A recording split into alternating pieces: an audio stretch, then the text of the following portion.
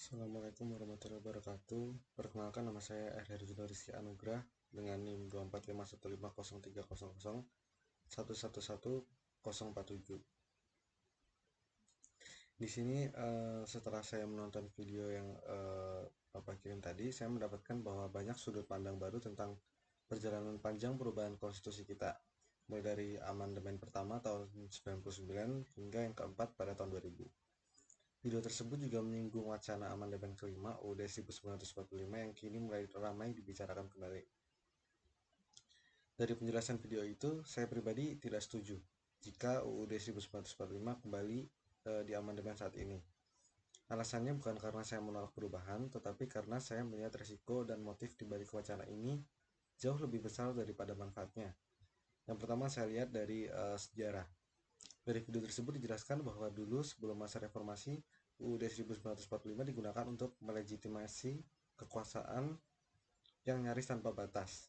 Presiden bisa dipilih kembali tanpa batas waktu karena pasal 7 belum membatasi masa jabatan. Akibatnya, kekuasaan presiden saat itu berlangsung selama 32 tahun, hingga akhirnya rakyat menuntut perubahan lewat reformasi. Itu sebabnya amandemen dilakukan agar kekuasaan tidak lagi absolut dan kedaulatan benar-benar ada di tangan rakyat. Kalau sekarang wacana amandemen muncul lagi, saya khawatir justru membuka jalan bagi kembalinya sistem lama yang otoriter. Misalnya jika presiden nantinya tidak lagi dipilih langsung oleh rakyat, melainkan oleh MPR seperti masa Orde Baru. Lalu yang kedua, ada kepentingan politik di baliknya. Dalam video tersebut juga disebutkan bahwa setiap proses amandemen tidak lepas dari isu kepentingan publik. Bahkan sempat dikaitkan dengan adanya bantuan dana dari lembaga asing seperti UNDP dan NDI. Hal ini menunjukkan bahwa amandemen tidak selalu murni demi kepentingan rakyat, melainkan seringkali dipengaruhi oleh kepentingan kelompok tertentu.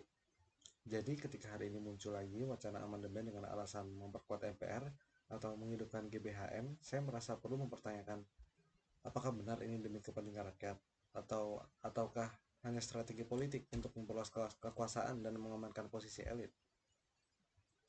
Lalu yang ketiga, masalah kita bukan di konstitusi tapi di pelaksanaannya. Menurut saya, permasalahan bangsa saat ini bukan karena UUD-nya kurang baik, melainkan karena pelaksanaannya yang belum konsisten. Banyak nilai dalam UUD 1945 yang sudah ideal tentang keadilan sosial, kesejahteraan, dan kedaulatan rakyat, tetapi tidak dijalankan dengan sungguh-sungguh. Mengubah konstitusi tanpa memperbaiki sikap para penyelenggara negara hanya akan menjadi formalitas yang sia-sia. Lalu yang keempat, resiko ketidakstabilan politik. Video itu juga menyinggung bagaimana setiap wacana amandemen selalu menimbulkan perdebatan panjang di masyarakat. Saya melihat kalau wacana ini terus digulirkan tanpa kejelasan arah, justru bisa menimbulkan polarisasi politik dan ketidakstabilan. Padahal bangsa kita sekarang butuh konsolidasi dan kepercayaan publik, bukan pertikaian baru tentang dasar negara.